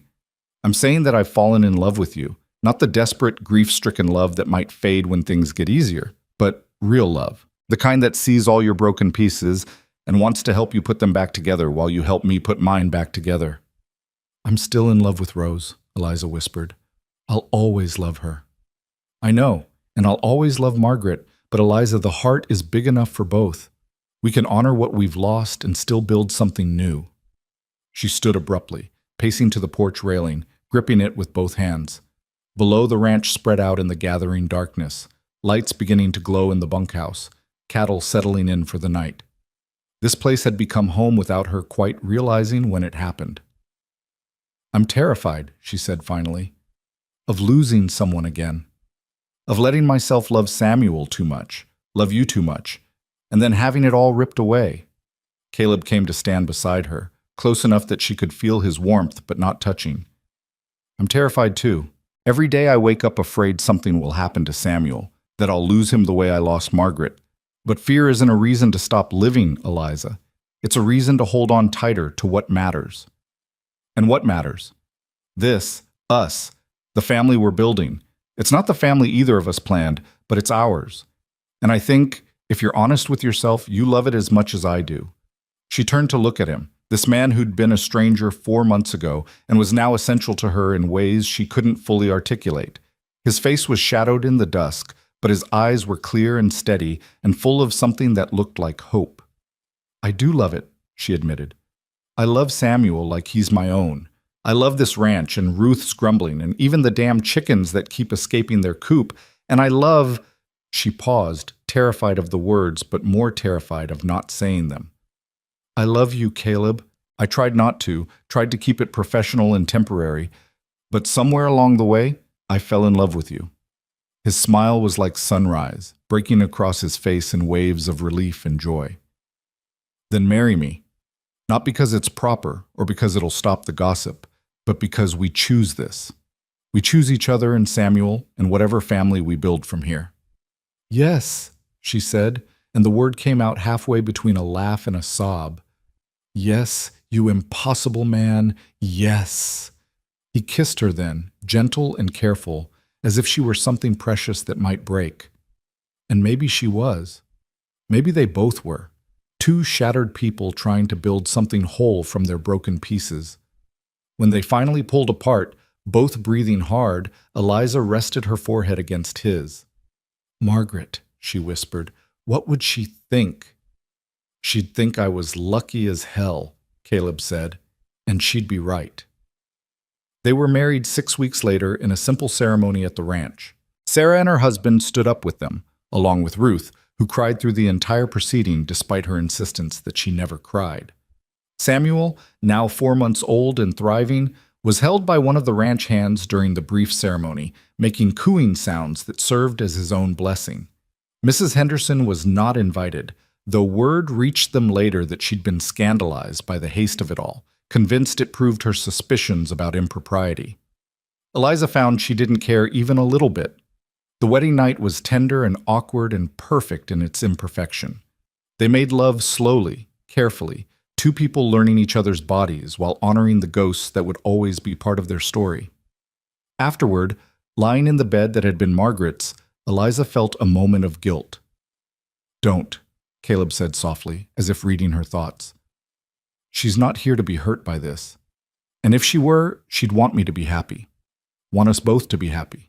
I hope she knows I'll honor her memory, that I'll tell Samuel about her when he's old enough to understand. I know you will. That's one of the reasons I love you. The first winter was hard. Samuel cut his first teeth and was miserable for weeks. A heavy snow in January collapsed part of the barn roof, and 2 calves were lost to wolves. Ruth caught a cold that turned into pneumonia, and for 3 terrifying weeks they thought they might lose her. But they survived it together, Caleb and Eliza and Samuel and Ruth, a patchwork family bound by choice rather than blood. And when spring came and the snow melted and new calves were born, and Ruth recovered enough to complain about everything again, Eliza realized she'd stopped waiting for the other shoe to drop.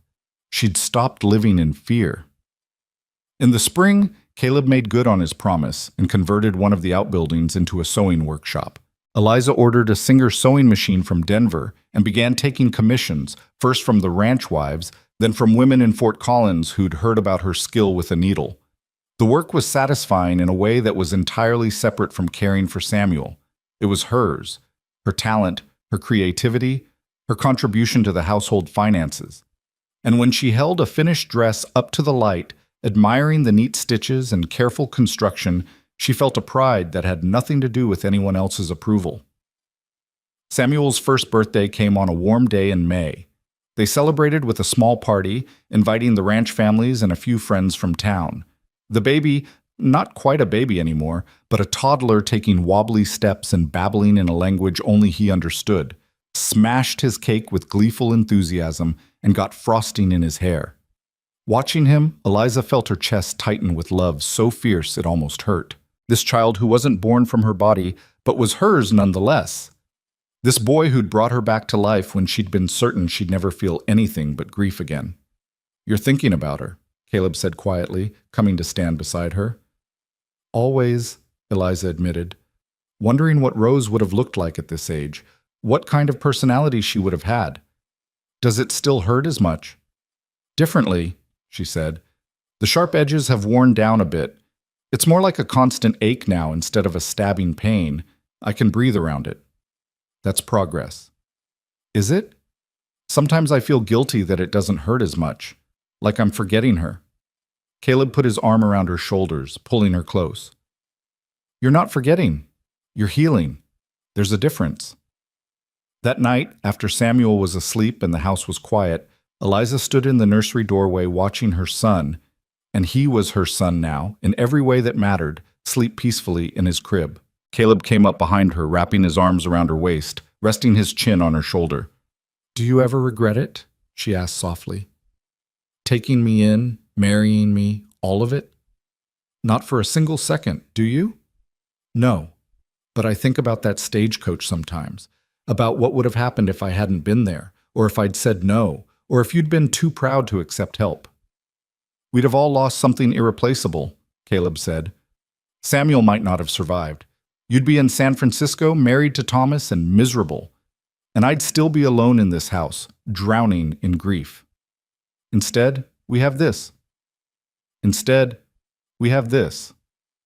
2 years later, Eliza gave birth to a daughter. The labor was long and terrifying, bringing back memories of Rose's birth, of those perfect 6 weeks before fever stole her away. But this baby was healthy and strong, with Caleb's dark eyes and Eliza's determined chin. They named her Margaret Rose, honoring both the women who'd shaped their story. Samuel, now 3 years old, was fascinated by his baby sister, insisting on helping with everything from diaper changes to feedings. And when Eliza nursed Margaret Rose sitting in the same rocking chair where she'd first fed Samuel all those years ago, she felt the circle complete itself. She'd lost a daughter and gained a son, lost a husband and gained another, built a family from grief and necessity and choice and love. It wasn't the life she'd planned, but it was a good life, an honest life, one built on the foundation of 2 people brave enough to keep trying when everything had fallen apart. 5 years after that stagecoach journey, the ranch was thriving. Samuel was 8 years old, already showing signs of Caleb's affinity for ranching, trailing after his father and asking endless questions about cattle and horses and land management. Margaret Rose was 5, precocious and wild, equally at home in Eliza's sewing workshop and out in the pastures.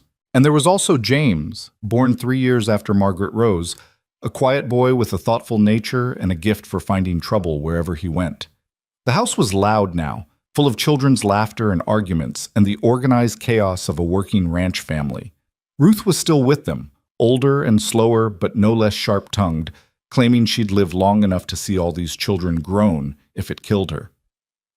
On a warm evening in late summer, Eliza stood on the porch watching her family, Caleb teaching Samuel how to mend a fence, Margaret Rose chasing fireflies with Ruth shuffling after her, James digging in the dirt with single-minded concentration, and felt a peace she'd never thought she'd know again. The grief was still there. She still thought of Rose, still wondered who she would have become. And Caleb still spoke of Margaret sometimes, keeping her memory alive for Samuel, who had no other memory of the woman who'd given him life. But the grief no longer defined them. It was part of their story, woven into the fabric of who they were, but it wasn't the whole story. The whole story was this: two broken people who'd met on a stagecoach during the worst moments of their lives, who'd chosen courage over fear, connection over isolation, love over safety, who'd built a family not from perfection but from honesty, not from forgetting the past but from honoring it while still moving forward. Caleb climbed the porch steps and came to stand beside her, slipping his hand into hers with the easy familiarity of years together. "Happy?" he asked. Eliza thought about the question. Was she happy? There were hard days still, moments when the memories swamped her, when she looked at her children and felt the ghost of the one she'd lost. There were worries about money and weather and all the thousand uncertainties of ranch life. There were arguments and frustrations and the normal struggles of any marriage. But there was also this: children's laughter echoing across the yard, a husband who knew all her broken places and loved her anyway, work that fulfilled her, a home that felt solid and real and hers. "Yes," she said finally. "Yes, I'm happy." "Good," Caleb said, kissing her temple, "because you deserve it. We all do." As the sun set over the Colorado plains, painting the sky in shades of orange and gold and deep purple, the family gathered on the porch. Samuel told a rambling story about a calf he'd helped birth.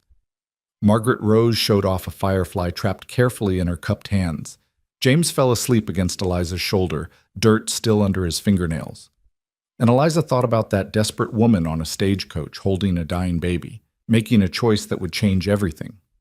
She'd thought she was saving Samuel that day, but the truth was, he'd saved her right back. Sometimes the bravest thing you could do wasn't holding on to what you'd lost. It was stepping forward when your heart told you to, even when you were terrified, even when you had no guarantee of where the path would lead.